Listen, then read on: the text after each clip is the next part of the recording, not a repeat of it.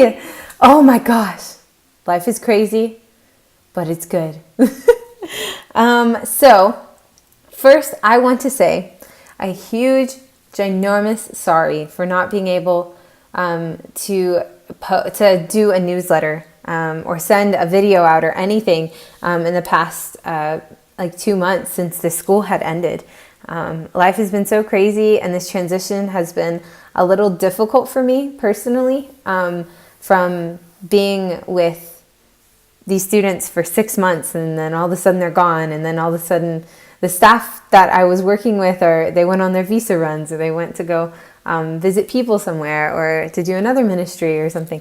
And it's been so hard for me. So first of all, I just want to say I'm so sorry. I ask your forgiveness for that, for not sending a newsletter out sooner. I was able to send out, or post a whole bunch of pictures from the Philippines, which was awesome. And your feedback, you guys feedback on it was so positive and so encouraging, and I loved it. And it's just so nice to hear that you guys see the work that's happening and see what God is doing. And yeah, it's amazing. So I do want to ask your forgiveness for not sending a newsletter out in the past couple months. But here I am, back on it, getting it together. And now I'm a little more emotionally stable. So I think to start off just with what's been going on, I want to start in a chronological order. So, but first I want to say that I've been struggling a little bit with just feeling, I want to be completely honest with you guys, but I've been struggling with feeling like one of the reasons why I haven't sent a newsletter out in a while is because I feel like I just want to make you guys proud, and I just want to make you guys feel like that you're giving towards something, and that what you're funding is changing the world. And it is. It's just sometimes I question whether what I'm doing is actually, changing things, or it's actually, bringing Jesus to the nations. And I'm crying, so excuse me. I just want to make you guys proud, and I want you to feel like the things that you're giving is changing things. So yeah, sorry I said that. So something, ever since I stopped staffing the school and we were released from staffing that school, I took over the kitchen at the base here in Germany. And it's been amazing. Crazy story with that, actually. I was a manager at a restaurant in Texas. And for those of you that don't know, I was a manager at McAllister's Deli. And I always wondered, I was like, God, why do I have this position? Why did you put me here? Why did you put me in this place? I'm not passionate about the restaurant industry. I'm not passionate about just anything with it, except for people. I was passionate about people, that's for sure. I loved preaching the gospel and chasing people out and giving them words, or praying for them, and all that stuff. It was really fun. But I always wondered why God put me in that position in America. And I was like, okay, I'm going to be obedient to you. I just don't know why. I don't know why I'm in the restaurant industry. I don't know why I'm going to be obedient to you, because he is God. So then I got here, and they needed a kitchen manager. So here I am with all this experience about being a kitchen manager. So I took over the kitchen after the school that I staffed. We had some time after the school, we had some time to process, and they call it debriefing. And we debriefed what had happened in the school, what had happened in the 6 months with the students, with the base, with the people in the Philippines and in Indonesia with the other team. We just got to process everything that was going on there, and it was amazing. But it was just, I did not see everything that God was doing. Because sometimes when you're in a really busy season and there's just one thing after another, and this was definitely, I almost dropped my camera. This is definitely a busy season. It was definitely one thing after another, because we had 30 students and 5 staff. And usually with 30 students, a good amount of staff is about 8 staff. And we only had 5. But God is so good, and he knew exactly what he was doing when he put us all in the staff team. And it was hectic sometimes, and it was a lot sometimes because we have so much to do as staff because, I mean, just doing everything, all the things that come with staffing a discipleship training school, it's a lot. It's hospitality, it's speakers, it's like getting everything organized, getting the day-to-day organized, preparing them, having one-on-ones with them so that they feel like they're in a healthy place, or if they're struggling with something, it's discipling yourself as well as discipling others. It's praying and interceding for your students. There's so much to it. And then even outreach is a whole nother ball game. Excuse me. Going on outreach is you take, like for me, we took a team of 16 to a whole different nation, and we had to plan every single day, and we had to plan transportation and I did the finances for my team, and do finances and do all these things that you have to do for 3 months, and then also taking care of your emotional needs while you're taking care of other people's emotional needs, and always putting them back to Jesus. So it's a big job, but it was beautiful. And so pretty much we had to debrief everything that had happened, and it was so cool. The sun is setting, so it might creep in, like it's already right here. So just let you know. So it was amazing. And it was really cool just to see God doing so much, even behind the scenes that I didn't know about because of how busy we were. God did so much in my heart just with learning how to disciple people. And I know it's a discipleship training school, but it's just, I learned so much about confrontation. I learned so much about communication. I learned so much about the heart of God. And even the things I already knew, he just took me to a deeper place with those, like with his love, and how sometimes if I was so frustrated at someone or something, or somebody, like knowing that Jesus was real but not giving their life to him, even though they knew how good he was, because we've had that happen. And it's just like all these things, if I was frustrated or irritated, it's real, it happens, we're human. But if that ever happened, I just learned even deeper about the love of God, because like I was being a disciple to so many, as well as myself, as well as other people being a disciple to me. And oh my gosh, so much. So it was so good. So that happened. We debriefed. I'm sorry, I'm trying to make sure I don't go on all these bunny trails because I tend to do that very easily. So we debriefed all of that, and we brought it to a close. We were officially released out of the school, and it was very healthy and very good. And then I kind of took off for a week just to really come down from all the busyness of discipleship training school. And I went down to the south of Germany, to this place called Stuttgart, and it's so beautiful. Definitely awesome. Got to ride on a motorbike. That was really cool. But yeah, we did a ton of stuff. We had really good food. I hung out with some amazing people. It was just really good. Really, really good. And then I came back to the base, and I took over the kitchen, like I said. So I took over the kitchen, and I've been doing that for a month now. So the first few weeks were kind of hectic because I came in and I just kind of had to pick everything up and be like, all right, let's do this. Because, sometimes it's hard to like, whenever you know something so well, like I knew restaurant business very well, but in a totally different way. And also, we're in Germany, so almost everything you do is in German. So ordering is in German. Ordering from the Bioman, which is pretty much like vegetables and fruit, the stuff they grow freshly and bring it to us. Ordering that stuff, it's going to be in German.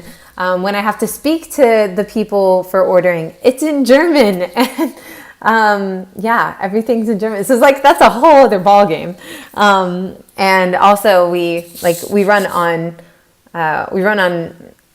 a little, because we're a base full of missionaries, and we have to, we pay a little bit less for things because we don't have as much. But I don't speak that over us as missionaries. We're not meant to live in poverty. We're meant to live abundantly, like God gives, and He does. So let me just bring that to a close. So yeah, I took over the kitchen. It's been a lot, but it's been so good because it's shown me my capacity to be able to take things on and to be able to know things and do things well and do things diligently. And God has been, even in that, God has been teaching me a lot about, oh, sorry. I thought there was a spider on me for a second.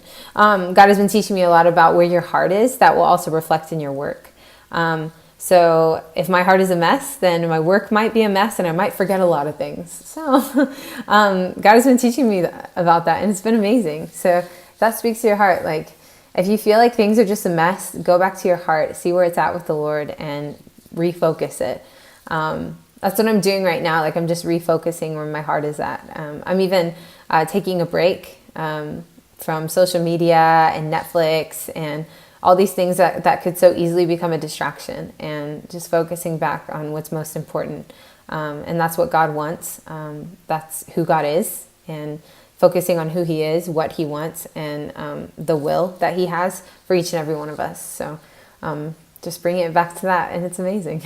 Been reading a lot. So yes, did I just go on another bunny trail? It's okay. I hope this makes sense. I'm so sorry. I have a list of things, but it's just like, I'm touching all of them. So yeah, so came back, took over the kitchen, learning a lot. I think, like I said, I want you guys to know that taking over the kitchen at the base is a really big deal. And I'm feeding discipleship training schools. I'm feeding Bible schools. I'm feeding missionaries that go to different countries every single day, and that are sent out to different countries every day to preach the gospel. We have teams going to Kyrgyzstan. We have 2 teams going to Mongolia. We have this thing called a nightlife outreach happening soon, and pretty much they're going to different huge cities in Europe that are really popular for like nightlife. So like partying, doing drugs, red light districts, stuff like that. And we have teams going out to those places, and they're going to go preach the gospel. So it's really cool. So God has been teaching me a lot about how this ministry that I'm doing right now with food is very important, and it's actually necessary to the base. And then he's been reminding me of all the times that Jesus did ministry through food. He had meals with his disciples all the time. He would make them meals all the time. And like on the Sea of Galilee when he made them breakfast, or the Last Supper, or like he just made them food and he served them. And this is part of what I'm doing right now. This is what God has called me and prepared me for right now, before I get back into the busy season of staffing another school in the fall. So I'm doing that right now. This will be for the next couple of, I've done it for a month already, but it'll be for another couple of months that I'm doing this. But we're also doing, local ministries. We do refugee ministry as well here.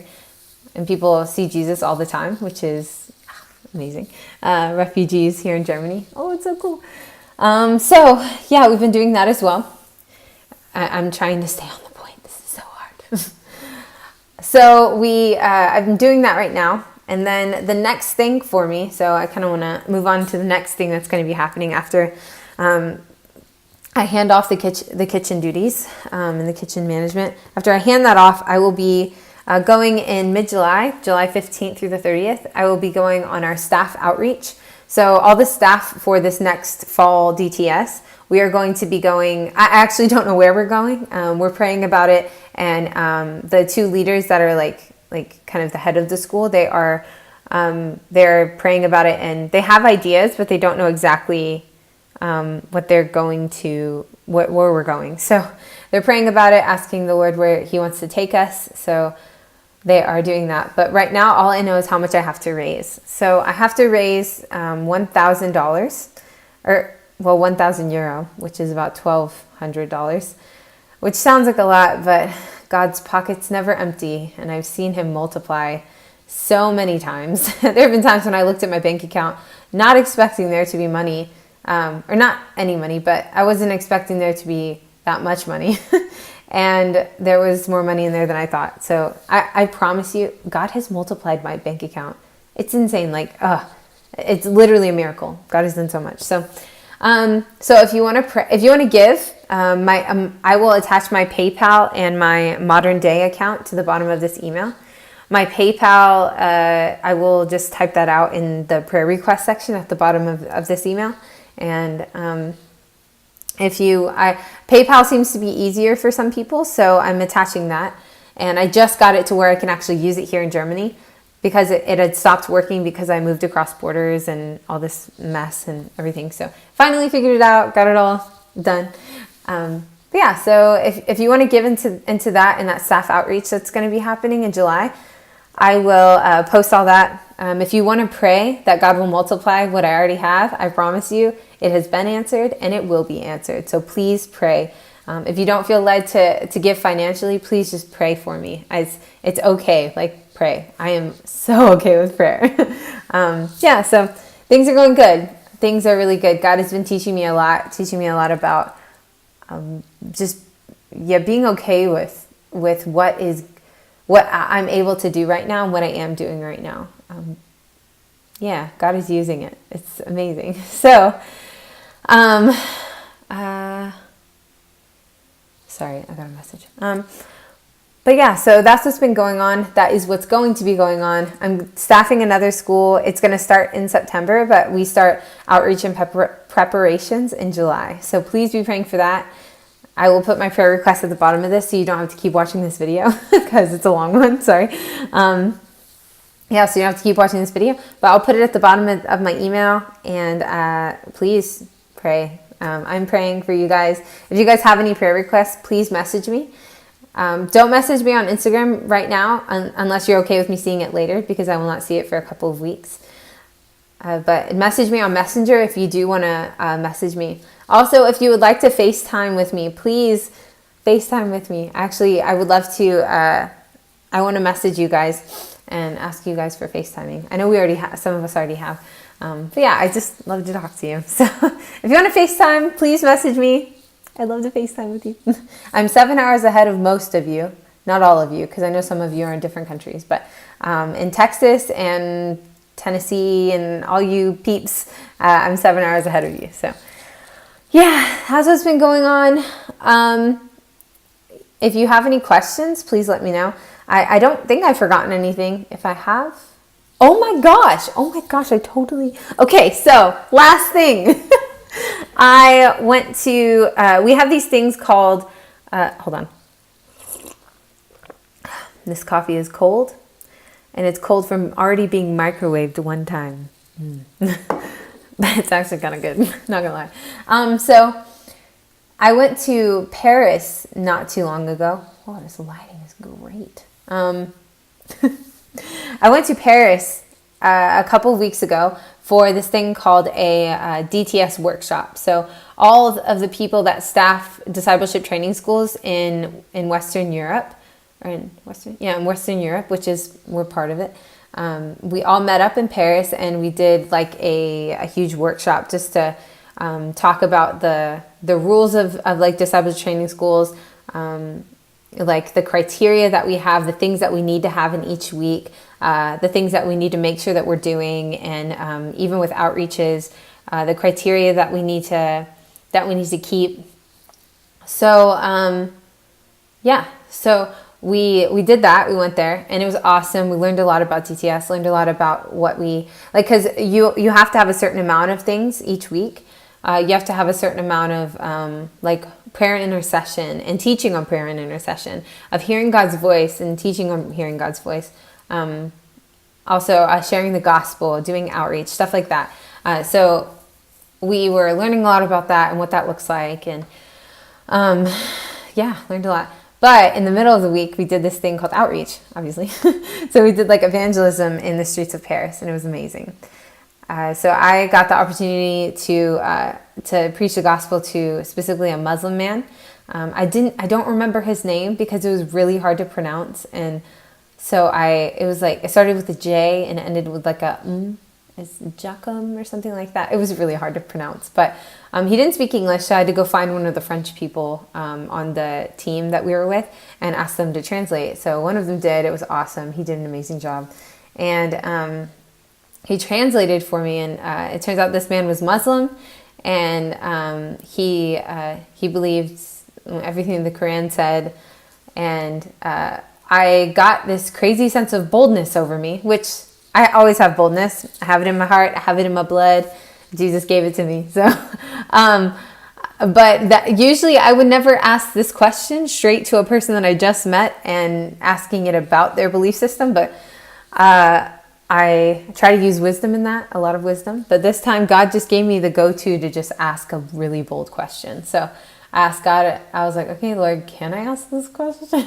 And God was like, go for it. So pretty much I asked him, I was like, have you ever prayed in the name of Allah and something happened? Like, have you prayed in the name of Allah or Muhammad and some, or well, I mean, Allah means God, but something else that they believe in. So have you ever prayed in like Muhammad's name and something happened? And the guy, for a second, he was like thinking, he was like, no, that's never really happened.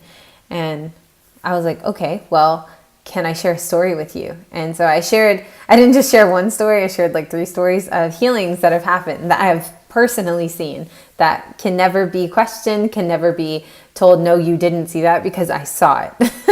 So I shared with him about a beautiful story about a man that was paralyzed, that got healed from being paralyzed. He was able to walk after we prayed in the name of Jesus. I also shared about a story from the Philippines, actually, of a lady that was healed from being deaf and mute, and I heard her sing for the first time, and her family heard her sing for the first time. So I just shared these stories with him, and I just said, like, this is real, like Jesus is real, and I pretty much shared that Jesus loved him so much, and that God is actually chasing after him, and that God was for him. And I really felt like God was really speaking that over him, is that God was for him and he was championing him. And it was beautiful because he was listening so intently. Oh my gosh, he was like, he would not break eye contact. Even though there was so much going on around us. We were in this square in the middle of Paris, and there's so much going on, but he was just eye contact. He would not break eye contact. And he was just so interested in what we were talking about. And so I was like, can I pray for you? And he was like, yes, you can pray for me. So I prayed for him, and it was beautiful. He didn't give his life to Jesus, but he felt Jesus, and that's all that matters. Because I gave him the recommendation to connect with the local church, and so I told him that, gave him the information, and I think that he could be at church right now, honestly, because you could tell something happened in him. So it was beautiful. Then right after that, I found out like 3 minutes before I was going to do like open air evangelism, which pretty much, for those of you who don't know, open air evangelism is whenever you get in front of like a crowd of people and you just evangelize to all of them instead of just one. So I found out like 3 minutes before. She was like, hey, can you do this? I was like, sure. I was like, why not? You know, like, I'm never going to stand in fear. Like, God wants me to do something. I'm going to go for it. Let's go for it. So I was like, okay, Lord, like, what do you want me to do? What do you want me to talk about? And I really heard the word purpose. And so he was like, talk about purpose and share from your own story what purpose is. And pretty much, so I got up there and I just started sharing about like kind of the hardships I've been through in my life. And I shared like, I've been through a lot of abuse, a lot of bad things have happened in my life. And I always felt a void of love in my life. I always felt like there was a hole in my heart. And I actually will attach pictures of this, and you can see me doing this like in the picture because I'm like, there was a hole in my heart. And nothing, and I talked about how nothing could fulfill that. Nothing could fulfill this hole that I had in my heart, and this feeling of not being loved that I had in my heart. And as soon and then I brought in Jesus, and I said, when I was 15, I gave my life to Jesus, and all of that changed. That hole was filled finally, and it has never emptied. And I just said, if you feel like there's a hole in your heart that you're trying to fill with drugs, that you're trying to fill with alcohol, that you're trying to fill with men or women or sex, just remember that hole will never be fulfilled by any of those things. The only thing that can fulfill that hole is Jesus. The only way that you can ever feel true and full love is from Jesus. And I said it pretty much, if this touches your heart, like, please come to one of us in the crowd, because it was the team, and please let us pray for you. We want to pray for you, and we want to give you the opportunity to see Jesus in your life and to accept him for the first time, and all that. So we had tons of people just coming up to our team and praying with them and giving their lives to Jesus. Like, people gave their lives to Jesus. It's amazing. Some people felt love for the first time in their life. I know all this because we shared testimonies afterwards. And so there was a Muslim man that actually gave his life to Jesus that day. So it was so cool, just on the streets of Paris. And then there was this one woman that felt Jesus' love for the first time. And she was actually working in the black market. And God just came and wrecked her. And she said, like, she wants to live a pure life, like a life that's trying to think of the right word, like a life not filled with things like the black market, things that are like a life of integrity. So that makes sense. And our team got to pray for her. She already knew Jesus, actually, but she felt him in a deeper way that day. And it was beautiful because God just took over and he said, hey, this is what I want for you. And all this darkness that is happening, I don't want that to be a part of your life. And yeah, her life was changed. So people gave their lives to Jesus. People were healed, and people felt love for the first time. And it was amazing. So that's what's been going on. I'm so sorry this video is so long, but I had to tell you guys everything that's been going on because you are a part of this. This is like, you are a part of this story. You are a part of my life. And I have to fill you guys in on that life that you guys are a part of. So I appreciate your patience in waiting for this newsletter and this video. I appreciate it so much. You guys are amazing. And yeah. And again, I'm so sorry this has taken me so long. This transition has been weird and hard, but so good because God has been through it all. Yeah, so thank you. Thank you guys for how you give and how you give so fully, and how you pray for me all the time, and you encourage me all the time, and you comment on my pictures and say, oh, this is so cool, God is doing so much, because he is. And I'm just so thankful that you guys are a part of this, and you chose to be a part of this. Even though you didn't have to, you still chose to. And I am just so proud to call you guys my support, you know, like what's helping keeping me up. And yeah, it's just so beautiful. Oh my gosh, there's an eagle outside. Praise God. On wings like eagles. Oh, that's so cool. Oh, he had something in his hands. He's just like, oh, that's so cool. Okay, well now he's a part of the video. So, yeah, so I'm just so glad that you guys are part of this. And yeah, you guys are amazing. So I love you all so much. If you have any questions, concerns, or you want to challenge me in any way, please do so. I love being challenged. I love being better and being more like Jesus. So please message me. Or if you just want to encourage me, that's also good. I mean, challenging is encouraging, actually. It should be. If we look at challenging as a negative thing, we have our perspectives in the wrong place. So I appreciate it. Yeah, so if you guys want to send me anything, please do. I love you guys so much, and I'm praying for you guys always. Yeah, this is so cool. You guys are a part of this. But again, thank you. Thank you for your patience, for your giving, for your prayers, for how you guys even think of me sometimes, and you just message me and ask me how I'm doing. It's amazing. So thank you. I love you guys. Mwah. God bless you and keep you in all you do. Bye.